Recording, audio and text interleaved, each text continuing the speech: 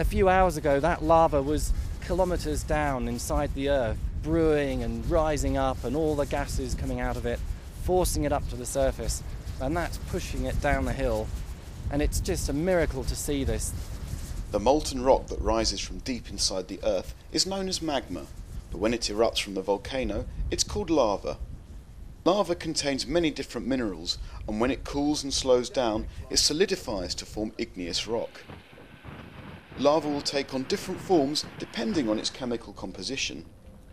We've got two kinds of lava on volcanoes, very broadly. We've got one that we call RR, because you go when you walk over it, because it's really clinkery and loose and blocky. And then we've got Pahoehoe lava.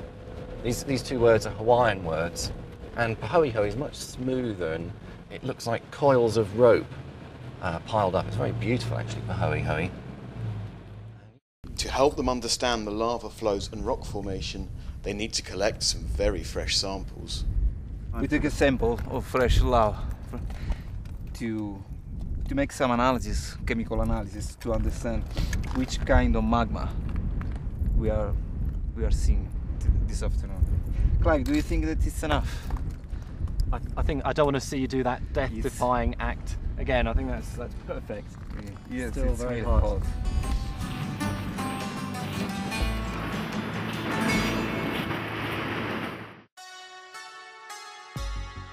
Volcanoes are actually very important for the Earth's atmosphere, and they pump gases continuously, like Etna.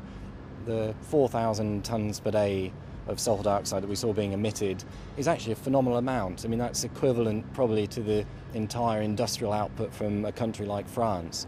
So these are really, this single hole in the ground is pumping out a huge amount of gas. And it's not just sulfur, it's other gases, the fluorine, the chlorine and the bromine, and lots of metals, heavy metals like mercury, which aren't very good for you. And even Mount Etna, 700 kilograms a year of gold goes into the atmosphere out of the crater, and if you could figure out a way to extract that, you'd be very, very rich. But volcanoes are very important globally for the Earth's atmosphere, for its evolution in geological time, and when you have a very large volcanic eruption, a single event, if it pumps a lot of sulfur into the atmosphere, it can change climate for a couple of years afterwards. So they're really important, not just for the hazards of people on the ground, but also for the evolution of the atmosphere, the evolution of life, and for the atmosphere that we breathe right now.